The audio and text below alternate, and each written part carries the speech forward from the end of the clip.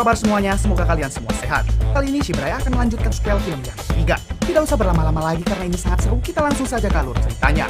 Di awal film kita diperlihatkan dengan sekelompok mafia Rusia yang sedang menyandra salah satu orang bernama Edo. Pemimpin mafia Rusia itu bernama Oleg Malankov. Oleg meminta Edo untuk membuka brankas yang ada di kantor tersebut. Karena bosnya Edo diketahui mempunyai hutang yang sangat banyak kepada Oleg. Namun saat brankas itu dibuka, ternyata tidak ada satu sen pun uang yang disimpan di sana. Alhasil Edo pun langsung dihabisi. I cannot wait any longer there. I came to your office.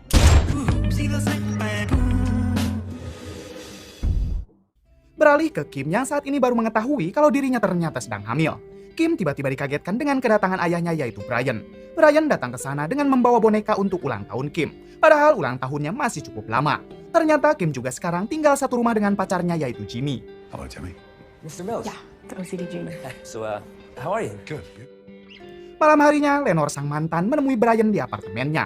Ia datang ke sana ingin curhat tentang suami barunya yang akhir-akhir ini sikapnya berubah. Lenore sedikit menyesal kenapa dulu ia meninggalkan Brian.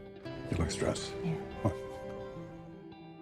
Malam berikutnya, suami baru Lenore yang bernama Stuart juga datang ke apartemen Brian. Ia memohon kepada Brian untuk tidak lagi menemui Lenore. Karena bagaimanapun Brian dan Lenore kini sudah berpisah. Brian yang merasa tidak enak akhirnya mengiyahkan permintaan Stuart. That can't happen with you in between us. I can do that. Thank you. Esok harinya terlihat Brian sedang melakukan jogging. Tiba-tiba ia mendapat pesan dari Lenore yang mengabari kalau saat ini Lenore sudah berada di apartemen Brian. Lenore juga meminta Brian untuk membelikan sebuah roti. Saat itu juga Brian pergi untuk membelikan Lenore roti. Namun siapa sangka saat Brian tiba di apartemennya sendiri, ia malah melihat Lenore yang sudah terkujur kaku tepat di atas kasurnya. Tak lama kemudian, para polisi datang untuk menangkap Brian. Bisa kita pastikan kalau Brian ada yang menjebak. Dengan perasaan sedih bercampur emosi, Brian tetap mencoba untuk tenang. Brian yang berpikir harus mencari tahu tentang semua kasus ini, ia terpaksa melumpuhkan polisi yang saat itu ingin menangkapnya. Brian lalu berusaha untuk menghindari semua polisi yang mengejarnya, hingga ia masuk ke sebuah gudang lalu melarikan diri melalui lubang saluran air. Kini Brian menjadi seorang buronan. Setelah itu Brian menghubungi Kim anaknya. Ia memberitahu kalau ibunya kini telah meninggal dan dirinya dijebak atas kematiannya. Brian meminta Kim untuk tetap tenang dan tegar. Brian juga berjanji kepada Kim akan mencari tahu siapa dalang dari pembunuhan ini. Love you. Di balik itu, kita diperkenalkan dengan seorang detektif cerdas bernama Dotzler. Dotzler adalah orang yang bertanggung jawab untuk menguak kasus kematian Lenore. Terlihat ia memakan sebuah roti yang kala itu dibawa oleh Brian untuk mencari petunjuk sekecil apapun.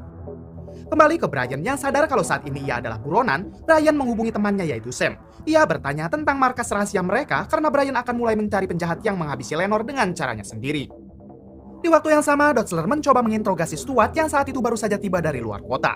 Ia tampak sedih dan tidak percaya atas kematian Lenore istrinya. Setelah itu, Stuart dan Dotzler melihat jasad Lenore yang disimpan di sebuah penyimpanan jenazah. Di sana, Dotzler bertanya tentang mantan suami Lenore yaitu Brian. Stuart mengatakan kalau Brian adalah orang baik. Namun ia juga tahu kalau Brian mempunyai banyak musuh. Brian pernah terlibat atas kasus di Paris dan di Turki. Kemungkinan besar ada hubungannya dengan musuh-musuh Brian, ucap Stuart. He has a lot of enemies. Brian's not dangerous. Karena masih belum menemukan petunjuk apapun, Dotzler meminta anak buahnya untuk tetap fokus menangkap Brian serta mengawasi Kim. Ia juga menyuruh dua anak buahnya untuk segera mengunduh GPS mobil Lenore, agar bisa tahu kemana saja Lenore berkendara dengan mobilnya. Saat hendak melakukan itu, ternyata Brian sudah berada di sana untuk mengunduh juga GPS mobil Lenore. Setelah berhasil mendapatkannya, Brian menemukan lokasi yang terakhir Lenore datangi, yaitu sebuah pom bensin yang sangat jauh dari kota tersebut. Kemudian Brian datang ke sana untuk mencari petunjuk dengan mengaku sebagai aparat kepolisian. Lewat CCTV yang ada di sana, Brian melihat kalau malam itu Lenore diculik oleh segerombolan orang. Namun tiba-tiba dua polisi anak buah Dotzler juga datang ke sana dan langsung menodongkan pistolnya. Brian tidak menghiraukan mereka dan tetap fokus untuk mencari petunjuk. Hingga Brian berhasil mengetahui kalau salah satu penculik itu menggunakan tato di tangannya. Kemudian kedua polisi itu dengan mudah menangkap Brian. Saat di jalan dengan riang gembira, polisi itu memberitahu Dotzler kalau mereka sudah menangkap Brian. Mereka juga menganggap kalau Brian tidak setangguh apa yang dikatakan orang-orang. Namun Dotzler yang selalu waspada meminta para polisi itu berhenti dan menunggu dirinya ke sana. Karena Brian tidak mungkin begitu saja menyerahkan diri. Anak buahnya yang menganggap Dotzler berlebihan, mereka mengabaikan perintah dan tetap akan membawa Brian ke kantor polisi. Tapi benar saja, Brian saat itu mengeluarkan sebuah kunci borgol yang ia siapkan sebelumnya. Setelah berhasil membukanya, terjadi keributan karena Brian ingin mengambil alih kemudi mobil tersebut.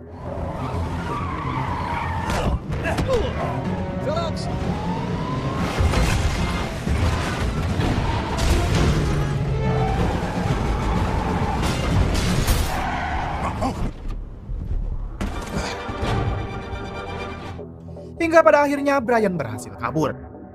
Setelah itu Brian menghubungi Dotzler. Ia meminta Dotzler untuk memberikan waktu kepada Brian 2 hari dan ia akan menguak dan membuktikan kalau dirinya bukanlah pembunuh Lenore.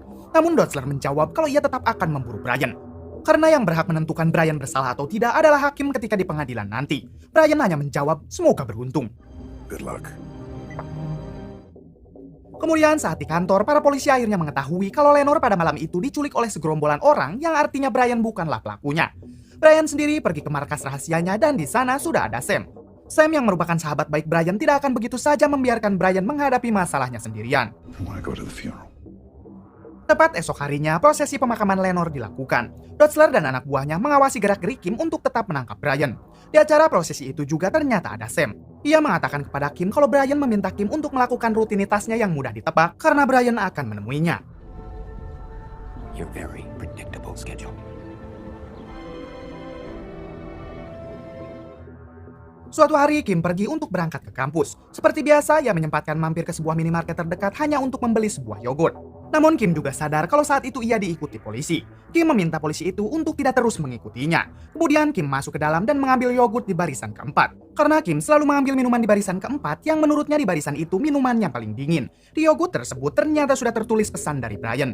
Kemudian Kim pun melanjutkan perjalanannya ke kampus. Di balik itu, si polisi menghubungi Dotzler. Ia mengatakan kalau Kim hanya melakukan rutinitasnya seperti biasa dan tidak ada yang mencurigakan. Dengan insting yang kuat, Dotzler meminta anak buahnya tetap mengikuti Kim ke kampus. Sementara dirinya datang ke minimarket tersebut. Di sana, Dotzler bertanya kepada pemilik minimarket apakah Kim datang ke sini. Pemilik minimarket mengatakan kalau Kim selalu datang ke sini sebelum berangkat ke kampus hanya untuk membeli yogurt dan diminum langsung. Dotzler kemudian mencari di tempat sampah dan menemukan botol yogurt yang sudah ada tulisan dari Brian. Dotzler akhirnya sadar kalau Brian melakukan komunikasi dengan Kim melalui rutinitas kebiasaan Kim. Setelah itu, Brian meminta anak buahnya untuk bersiap karena Brian sekarang pasti sedang menemui Kim. Benar saja saat itu Kim bertemu dengan ayahnya di sebuah toilet. Kim mengatakan kepada ayahnya kalau saat ini Kim sedang hamil. Sontak hal tersebut membuat Brian menjadi tambah sedih karena jika Lenore masih ada, tentu Lenore akan merasa sangat senang. Kim juga memberitahu Brian kalau Stuart ayah tirinya sekarang bertingkah aneh dengan selalu dikawal oleh para bodyguard-nya. Tak lama Dotzler dan kelompoknya datang dan mereka nekat masuk ke toilet wanita. Namun sayangnya mereka tidak menemukan Brian karena Brian sudah melarikan diri. Sadar Brian masih berada di area kampus, Dotzler dan anak buahnya terus mencari Brian.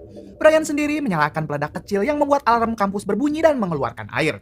Sehingga semua mahasiswa menjadi panik dan lagi-lagi Brian berhasil lolos.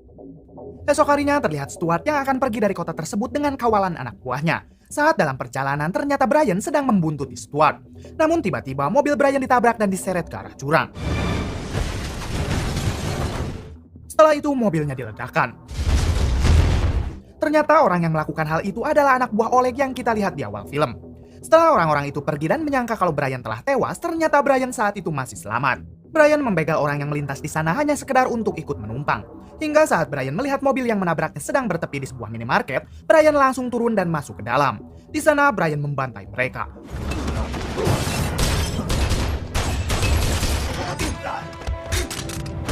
Satu persatu dari mereka berhasil dihabisi oleh Brian. Hingga Brian bertanya siapakah orang yang mengirim mereka. Namun orang itu tidak mau mengatakannya. Karena tidak berhasil menemukan petunjuk apapun, Brian bergegas pergi untuk menemui Stuart. Brian yakin kalau Stuart ada hubungannya dengan semua ini. Setelah melumpuhkannya, Brian membawa Stuart ke suatu tempat untuk diinterogasi. Oleg Malikov. Who is Oleg Malikov? Karena terus diberi siksaan, akhirnya Stuart mengatakan kalau yang membunuh Lenore adalah Oleg Malenkov. Hal tersebut dikarenakan Stuart memiliki hutang yang sangat banyak kepada Oleg. Hingga Oleg mengancam akan membunuh keluarga Stuart termasuk Lenore dan Kim. Mereka juga mengetahui ketangguhan Brian sehingga mereka sengaja menjebak Brian agar Brian bisa ditangkap polisi. You're not the one they're gonna come after next. I'm sorry, Brian.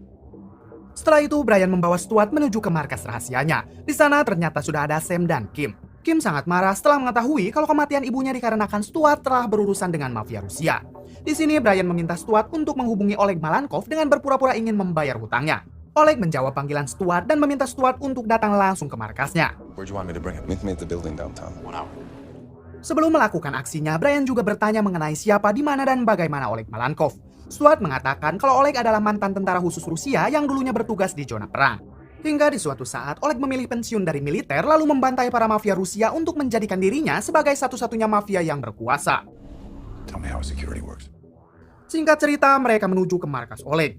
Di sana, Stuart mengatakan ingin bertemu dengan Oleg karena sudah janjian. Setelah pintu dibuka, Brian datang dan melumpuhkan penjaga yang ada di sana. Setelah itu, Brian akan masuk ke dalam dengan berpura-pura menjadi Stuart. Sementara Stuart sendiri kembali ke mobil. Setelah masuk ke dalam, Brian menghabisi mereka satu persatu.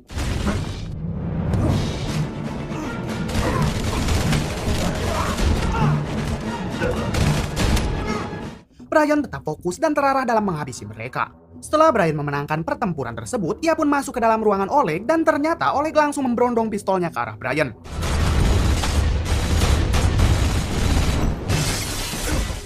Setelah Brian berhasil dilumpuhkan, Oleg yang oon tidak langsung menghabisi Brian dan malah ingin mempermainkannya dulu. Hingga Brian berhasil mendapatkan kesempatan untuk membalikan keadaan kemudian menembak Oleg. Dalam keadaan sekarat, Brian bertanya kenapa Oleg menghabisi Lenore dan juga ingin menghabisi Kim anaknya. Mendengar hal tersebut, Oleg baru sadar kalau ternyata Oleg dan Brian sengaja diperalat oleh Stuart. Stuart sengaja mengorbankan Lenore dan anaknya agar Brian marah kepada Oleg. Berharap Brian bisa menghabisi kelompok Oleg sehingga Stuart terbebas dari hutangnya. Stuart yang kini kedoknya sudah terbongkar langsung menembak Sam dan menculik Kim. Saat sampai di sana, Brian melihat Sam yang akan segera dibawa ke rumah sakit oleh kelompok Dotsler yang baru tiba di sana. Kemudian Brian mencuri mobil sport untuk mengejar Stuart yang sedang menculik Kim. Saat di jalan, Dotsler menghubungi Brian.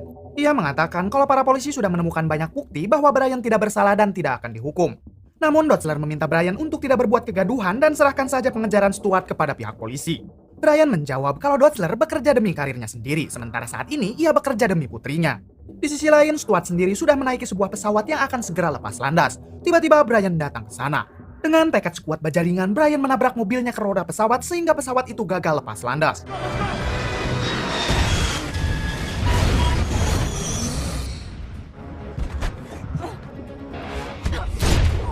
Kemudian Brian berhasil menembak Stuart.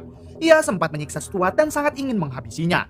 Namun Kim melarang hal tersebut karena jika Brian melakukannya, ia sama saja sudah menghilangkan bukti dan Brian akan masuk penjara.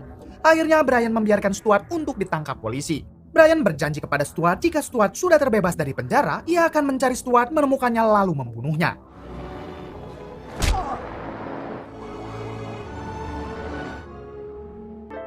Kemudian di akhir film diperlihatkan Brian sedang berkumpul bersama Kim dan pacarnya.